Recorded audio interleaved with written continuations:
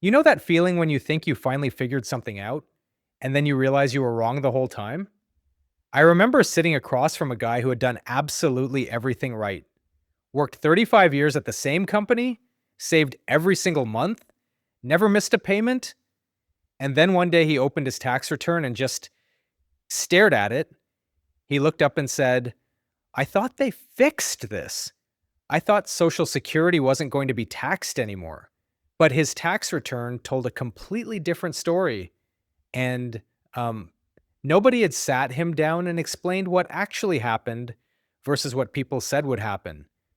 My name is Richard, and I teach what schools should have taught us about money a long time ago. I do deep research on financial psychology and why some people build real wealth quietly and peacefully, while others stay stressed and stuck for years, even after they've retired. Make sure you smash that like button and hit subscribe if this video helps you see money a little differently. Now, before we actually get into the topic, picture yourself at 59 years old. You've been putting money away into a 401k or IRA since your early 30s. You did the right thing. You sacrificed, and now later is almost here. And suddenly, you're hearing things you don't fully understand. New tax law, senior deduction, Roth conversions, a window that's closing. And you're sitting there thinking, I don't even know what half of those words mean. I really don't want to mess this up after 30 years of doing everything right. But here's where things get interesting. During the 2024 election, there was a big promise. No more taxes on Social Security. It sounded great. It sounded like finally the government was going to stop taking a cut of the money you already waited decades to collect. But here's the problem. The relief was only half right. The law that passed did not eliminate taxes on Social Security. Not completely. The IRS rules that allow your Social Security to be taxed are still sitting right there in the tax code, still working exactly the way they always have. So what did Congress actually do? On July 4th, 2025, the One Big Beautiful Bill became law, the OBBBA for short. And here is what it actually did. Congress created a brand new deduction just for people 65 and older. If you are 65 or older, you now get an extra $6,000 taken off your taxable income. Just for being a senior. Married couple, both over 65, that's $12,000 extra, on top of everything else you already had, stacked right on top. Now let me explain what a deduction actually does, because this is where it all clicks. Imagine you have a bucket. That bucket holds all your income. The IRS can only tax what spills over the top. Deductions raise the walls of the bucket. More room inside means less spilling over. Less spilling over means a smaller tax bill. Or sometimes no tax bill at all. The new law just made your bucket significantly bigger. Here are the real numbers. Before this law, a single senior had about $16,950 of income protected from federal tax. After the new law, that jumps to about $23,750. That's almost $7,000 more that the IRS cannot touch. For married couples where both spouses are over 65, before the law, $33,100 was protected. After the law, that jumps to around $46,700. That's $13,600 more income the IRS simply cannot get to. Nothing was taken away. Congress just stacked something new on top of what already existed. Now here is the important catch. This new $6,000 senior deduction expires after 2028. That means from 2025 through 2028, you are sitting inside a window where the tax rules are unusually kind to retirees. After 2028, unless Congress votes to keep it, that extra room disappears. The clock is already running. Now here is something that should make you frustrated when you hear it, because this has been quietly catching retirees off guard for decades. The IRS has two lines drawn in the sand, two specific dollar amounts. And if your income crosses those lines, the government gets to tax a portion of your Social Security benefits. Cross the first line, and up to 50% of your Social Security can be taxed. Cross the second line, and that jumps all the way up to 85%. And here is the part that should really make you stop. Those lines were drawn in 1983, over 40 years ago. They have never, not one single time, been adjusted for inflation. Meanwhile, Social Security has been giving out cost of living increases almost every single year, which means every year your benefit goes up just a little bit, and every year you inch closer to those frozen lines. Not because you did anything wrong, just because time passed and your benefit went up like it was supposed to, slowly, quietly, and without any warning letter. But more and more retirees have been drifting over those lines and into a higher tax situation. Here is how the IRS calculates it. They use something called provisional income. It sounds complicated, but it is just a two-step math problem. Step 1, add up all your regular income for the year, pension, IRA withdrawals, interest, whatever comes in. Step 2, take your total Social Security benefit and cut it in half. Add those two numbers together. That is your provisional income. That is the number the IRS uses. If you are single and that number is under $25,000, your Social Security is completely safe. But if it crosses $25,000, up to half can be taxed. Cross $34,000 and that jumps to 85%.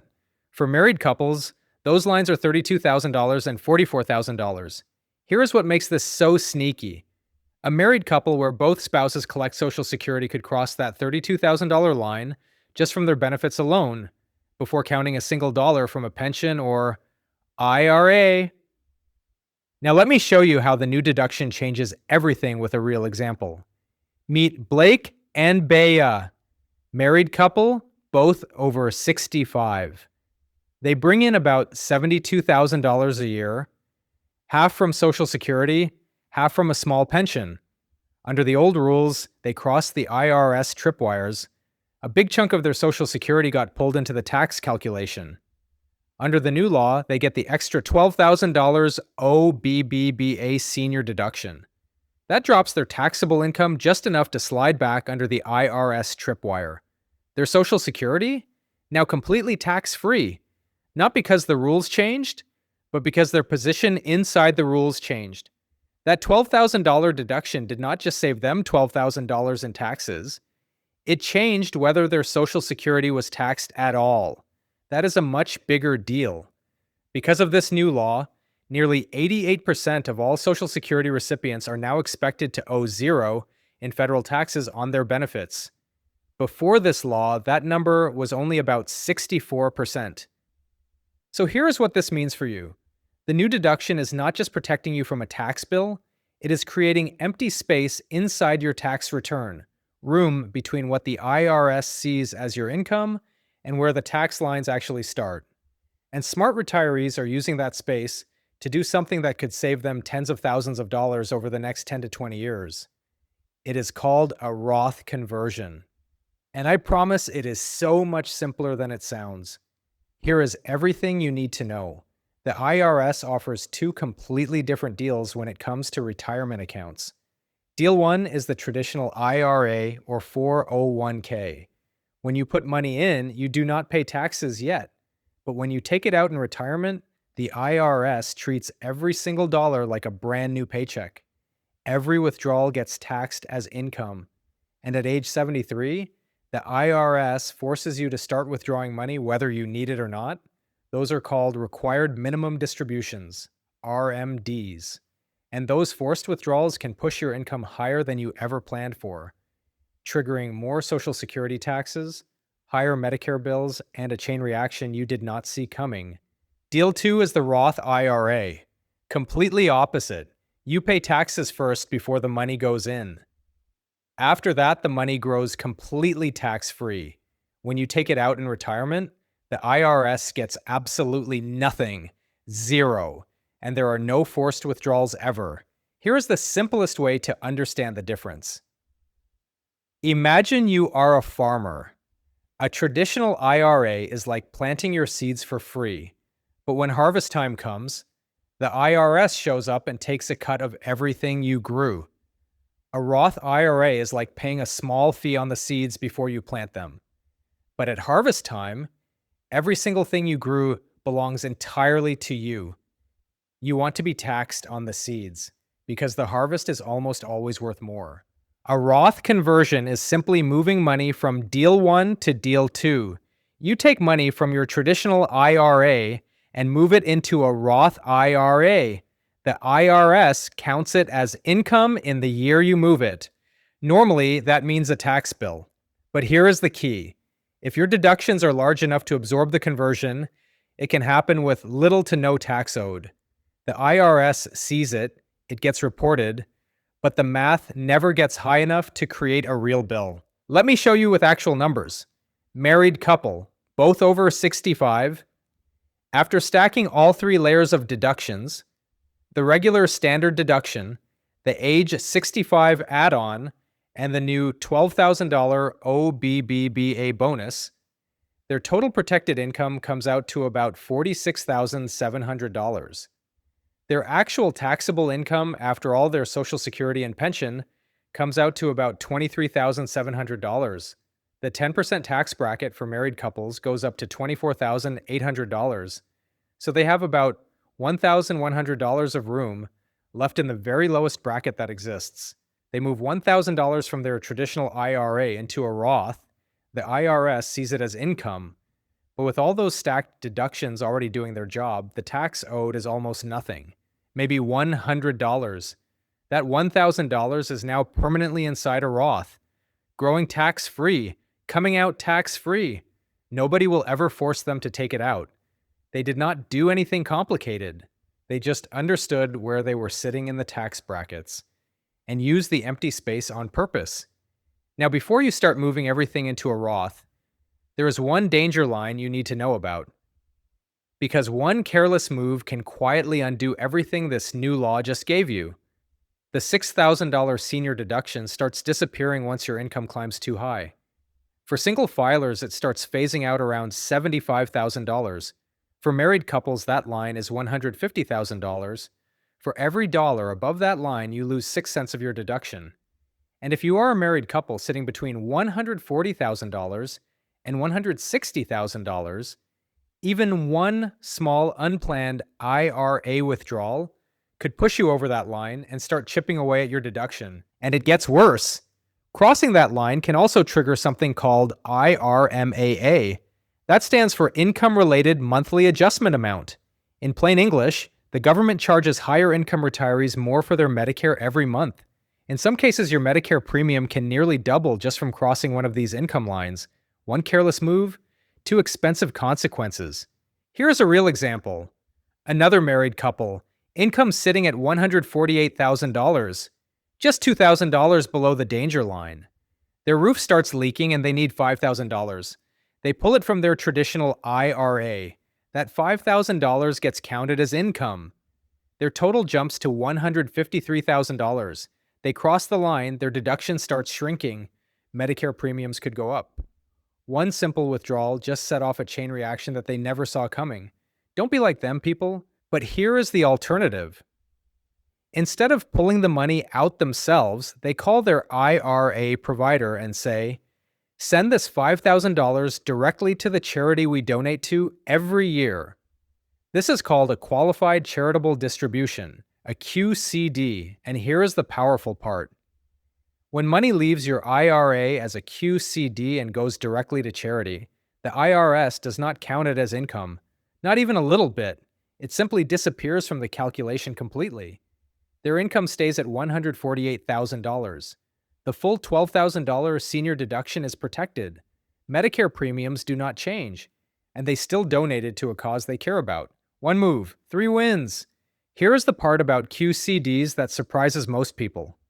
Normally, to get a tax benefit from donating to charity, you have to itemize your deductions, which means giving up the standard deduction. Most seniors do not itemize because the standard deduction is already so generous, which means most seniors have been getting zero tax benefit from their charitable donations. With a QCD, you do not have to choose. The donation reduces your income before it hits your tax return, and you still take the full standard deduction on top of that. If you were already donating to charity anyway, you just turned a regular gift into a triple tax strategy. So here is how all three tools work together. The new senior deduction raises the walls of your bucket and creates empty space. Roth conversions let you use that space to move money into a tax-free account with very little tax owed right now. And QCDs keep your income from accidentally crossing the danger lines that would shrink your deduction or raise your Medicare costs. Three simple tools working together in the right order. Now here is the big picture. Think of the next 3 years like a sale at your favorite store. Everything is discounted right now, but the sale ends after 2028. The lower tax brackets are locked in permanently. That part is not going away. But the $6,000 senior bonus deduction expires after 2028, which means the window for doing low-cost Roth conversions is open right now. And it is not going to stay open forever. Smart retirees are not doing anything dramatic. They are doing small, careful Roth conversions every year, just enough to use the empty space without crossing any danger lines. Staying inside the 10% or 12% brackets, keeping Social Security below the IRS tripwires. And here is why this matters so much for what comes later. At age 73, the IRS starts forcing withdrawals from your traditional IRA, whether you need the money or not. The bigger that IRA balance, the bigger those forced withdrawals. Bigger withdrawals mean more income. More income means more Social Security taxation. More income means higher Medicare premiums. It is a chain reaction, and once it starts, it is really hard to stop. But if you slowly shift money out of the traditional IRA and into a Roth between now and 2028, just a little bit at a time, then by the time you hit 73, your traditional IRA balance is smaller, which means smaller forced withdrawals, which means lower income, which means Social Security stays in the safe zone, which means Medicare premiums stay manageable. The whole chain reaction never starts because you quietly diffused it years earlier while the tax sale was still going on. Let me leave you with one final picture.